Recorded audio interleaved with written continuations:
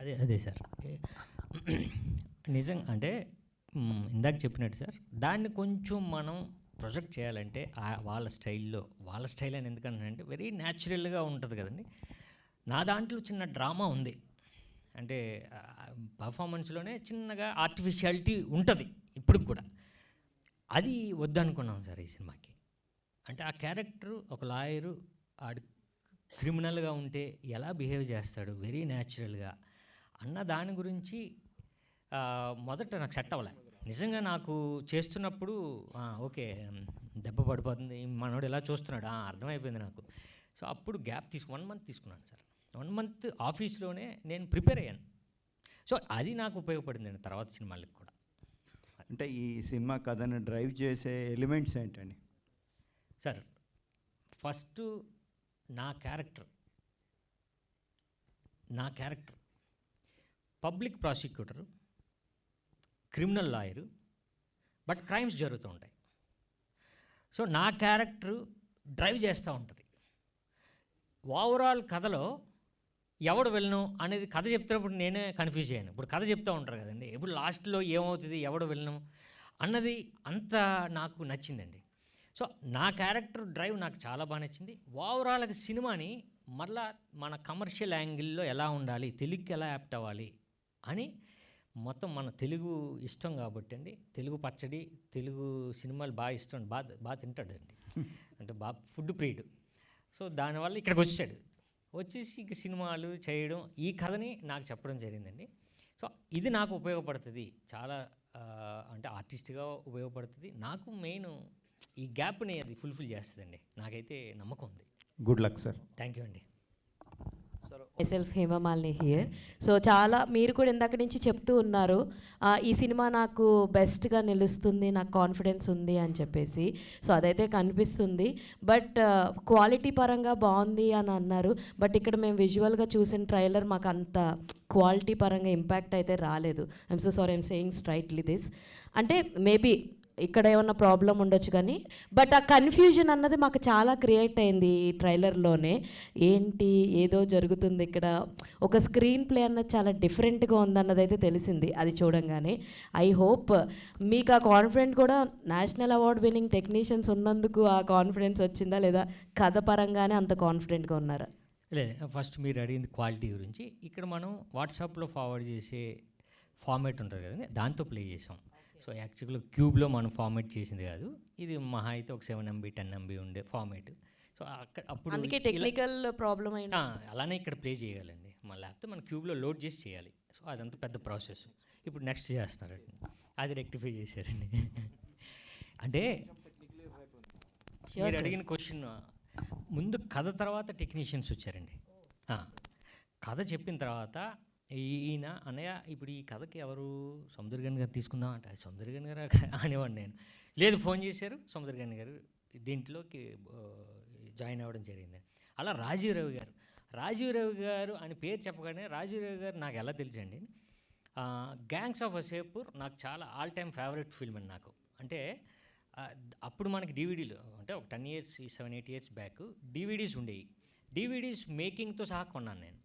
ఆయన రాసిన బుక్ ఉంది, ఆ బుక్ కూడా తెప్పించుకొని అసలు దాని మీద ఏంటి వీళ్ళు ఎలా చేశారు, చాలా న్యాచురల్గా చేశారు ఆయన డైరెక్టర్ గారు అని దాని మీద ఉన్నప్పుడు వినోద్ ఆయన పేరు చెప్పారు. ఆయన పేరు అనేసరికి షాక్ తిన్నానండి. ఎందుకంటే ఆయన రాడు, ఒకటి కథ నచ్చాలి, 2 రెమ్యునరేషన్ సెకండ్ థింగ్ అండి ఆయనకి. సో ఆయన రావడం, తర్వాత గోపి సుందర్ గారు రావడం, వీళ్ళందరూ టెక్నీషియన్స్ తర్వాత వచ్చింది. ముందైతే నాకు కథ, వినోద్, ఈ 2 నమ్మకం. సో సాంగ్స్ కూడా చాలా బాగున్నాయి. Tell us about music. Only 2 songs మేము విన్నాం. ఎన్ని సాంగ్స్ ఉన్నాయి, ఎందుకంటే ఇలాంటి మూవీస్కి ఆర్ఆర్ కానీ బ్యాక్గ్రౌండ్ స్కోర్ కానీ it's like key for the film. So musical పరంగా కూడా 2 songs ఉన్నాయండి. 2 songs సిద్ శ్రీరామ్ గారు పాడారు. సో మెయిన్ 2 కంపోజ్ చేసింది రాహుల్ రాజ్ గారు, music director. But background score Gopi Sundar గారు. సో బ్యాక్గ్రౌండ్ స్కోర్ మీరు సాంగ్స్ ఎలానో విన్నారు, చాలా బాగున్నాయండి. బ్యాక్గ్రౌండ్ స్కోర్ అసలు పీక్ రేంజ్లో ఉంటుందండి. అంటే ఒక్కొక్కసారి మనం భయపడతాం. నిజంగా నేనే 2 సార్లు చూసిన తర్వాత ఈ మధ్యలో ఒక్కొక్క దగ్గర వేస్తూ ఉంటారు ఇలా. సో అక్కడే నేను ఒకసారి ఇలా అంటే చిన్న జర్క్ అయ్యాను. నిజంగా బ్యాక్గ్రౌండ్ స్కోర్ చాలా దీనికి ప్లస్ పాయింట్ అయింది గోపి సుందర్ గారు. All the best. Thank you అండి. Hi Sairam, Fine. This is Rani from Telugu sound team. So first of all మీరు సాంగ్స్ చూపించినప్పుడు చాలా కూల్గా, చాలా సెటిల్డ్గా కనిపించారు. మీరు వెంటనే మళ్ళీ రస్టిక్ లుక్లోకి మారిపోయారు. సో ఎప్పుడు కూడా మాస్ లుక్స్నే ట్రై చేస్తూ ఉంటారు. మీరు మాస్ లుక్స్తో వచ్చిన కానీ మాస్ క్యారెక్టర్స్తో వచ్చిన సినిమాలు బంపర్ ఆఫర్ కానీ 143 కానీ బాగా హిట్ అయ్యాయి. సో మరి ఇది ఎలా ఉండబోతుంది? ఏమైనా డిఫరెంట్గా ఉండబోతుందా క్యారెక్టర్ మీరు చేసిన దానికంటే? డెఫినెట్గా మళ్ళీ కంబ్యాక్ ఇస్తారా ఈ క్యారెక్టర్? కంబ్యాక్ కంపల్సరీ అండి. ఇది కంపల్సరీ రావాల్సింది, తప్పదు మరి. ఇంకే ఈ సినిమా నాకు డెఫినెట్గా మళ్ళా ఓకే నేను పని చేసుకోవడానికి ఇది నాకు ఉపయోగపడుతుంది ఈ సినిమా అండి. అంటే ఇందాక మీరు ఏం అడిగారు? అంటే రస్టిక్ ఓకే, నేను అదే మాస్ అంటే 143 బంపర్ ఆఫర్ చేశాను. బట్ ఏదైనా ఆర్టిస్ట్ డిఫరెంట్గా ట్రై చేయాలని చూస్తూ ఉంటాడు. ఆ టైంలో నాకు ఇలాంటి లాయర్, క్రిమినల్ లాయర్ ఆ క్యారెక్టరేషన్తో నాకు వచ్చింది. నిజంగా వినోద్ నాకు బాగా తెలుసండి. ఇందాక వినోద్ చెప్పినప్పుడు అర్థం అవ్వలేదు, ఈయన 17 ఇయర్స్కి డైరెక్టర్ అయిపోయాడు కేరళలో. అయిపోయి ఫస్ట్ ఫిల్మ్ యాక్షన్ ఫిల్మ్ చేశారు. సో అంత క్లారిటీ ఉన్న వినోద్ నాకు ఫ్రెండ్ అయిన తర్వాత, నాకు కథ చెప్పిన తర్వాత డెఫినెట్గా నన్ను బాగా ప్రొజెక్ట్ చేస్తారు అనే ఇది చేయడం జరిగింది. అండ్ ఇలాంటి థ్రిల్లర్ జోనర్కి ఏంటంటే మూవీస్లో కంటే కూడా, అంటే థియేటర్స్లో కంటే కూడా ఓటీటీలో కొంచెం రెస్పాన్స్ ఎక్కువ ఉంటుంది. సో మీరు అంటే థియేట్రికల్ రిలీజ్ చేయబోతున్నారా, లేదంటే ఓటీటీలో కూడా చేస్తారు? Feb 7th థియేటర్ అండి. ఆటోమేటిక్గా అంటే నిజంగా మీరు చెప్పాలంటే థియేటర్కి యాప్ట్ అయిన ఫిల్మే, కాకపోతే ఇంకా యాప్ట్ దేనికంటే ఓటీటీకి ఈ ఫిల్మ్ అని. సో డెఫినెట్గా థియేటర్లో రిలీజ్ అవుద్ది, మాకు మంచి టాక్ వస్తుంది, తర్వాత ఓటీటీలో మీరు వాచ్ చేయొచ్చు. Feb 7th తండేల్ కూడా రాబోతుంది. అవును, సో అవును. మరి కాంపిటీషన్ అంటే అది హై బడ్జెట్ సినిమా. అవును. సో కాస్ట్ అండ్ క్రూ కూడా కొంచెం పెద్ద కాస్ట్ అండ్ క్రూ అవును, అది. అవును. సో మీరు అదే రోజు రిలీజ్ చేస్తున్నారు, మరి ఎంతవరకు అందుకే అండి competition? తండేలతో రాట్లే, తండేలు పక్కన వేస్తున్నాం. సో అంతే, తండేలతో రాట్లే, తండేలు పక్కన మా ఒక పథకం ప్రకారం వస్తుందండి. All the best. అందరికీ కంగ్రాచులేషన్స్. ట్రైలర్ బాగుంది, కానీ అది ఇందులో కథ మీరు మాట్లాడినప్పుడు కథ అంతా చెప్పేశారు. నేనండి ఇందాక కూడా అన్నారు, ఒక లాయర్గా చేస్తే ఏముంటుంది అందులో కిక్కు. అందులో ఇంకో షేడ్ ఉంది, ఆ షేడ్ కూడా ఇక్కడ చూపించారు. అందులో ఇంకా కాంటెస్ట్లో విలను ఎవరు అని చెప్పడం కూడా అందులోనే ఉందా అని అనిపిస్తుంది. 2 షేడ్స్ ఉన్నాయి మీలో. బహుశా మీరే అందులో అదే ఉండవచ్చు. అందుకే సార్ మీరు చెప్పి ఆ పుణ్యం మీరే కట్టుకుంటే ఆ 10,000 50,000 మీకు ఇచ్చేస్తాం. ఎందుకంటే ఒకటే ఉండాలి, మీరైనా ఉండాలి, లేదంటే మీకు బ్రదర్ అయినా డ్యూయల్ రోల్ చేసి ఉండాలి. అందుకని ఇంకా కథలో కొత్త ట్విస్టులు ఏముంటాయి? అందుకే సార్ రైట్ గారు చెప్పండి. తెలుగువాడిగా 17 ఏళ్ళకే డైరెక్టర్ అయ్యాడు, తెలుగు ఫుడ్ తిని. పచ్చడి ఎరక్కూడేస్తాడు సార్, అది తినడం. సార్ అది ఇక్కడే వర్కౌట్ అయింది సార్ ఇప్పుడు పచ్చడి. అదే అదే ఎనిహో మంచి ప్రయత్నం అనిపించింది. సార్. కాంటెస్ట్ పెట్టడం కూడా ఒక రకమైన ఛాలెంజ్ మీకు. అవును, ఎనిహో ఇలాంటి సినిమాలు మరి సక్సెస్ అవ్వాలని కోరుకుంటున్నా. Thank you, all the sir. Best. Thank you sir, thank you. Ramesh గారు మీరు ఏమైనా మాట్లాడతారు? పర్లేదు మాట్లాడండి సార్. సాయిరామ్ గారు, హాయ్ సార్. సో మ్యూజిక్ అనేది ఇలాంటి వాటికి చాలా ఇంపాక్ట్ క్రియేట్ చేస్తుంది. అండ్ సాంగ్స్ ఉన్నాయి, సాంగ్స్ ఏమన్నా స్క్రీన్ ప్లేని కానీ స్టోరీని కానీ ఏమైనా డిస్టర్బ్ చేసే విధంగా ఉంటుందా, లేదంటే సాంగ్స్ ఎలా ప్లాన్ చేసుకున్నారు మూవీ? సాంగ్స్ కథను డ్రైవ్ చేస్తుంది, డెఫినెట్గా డ్రైవ్ చేస్తాయండి.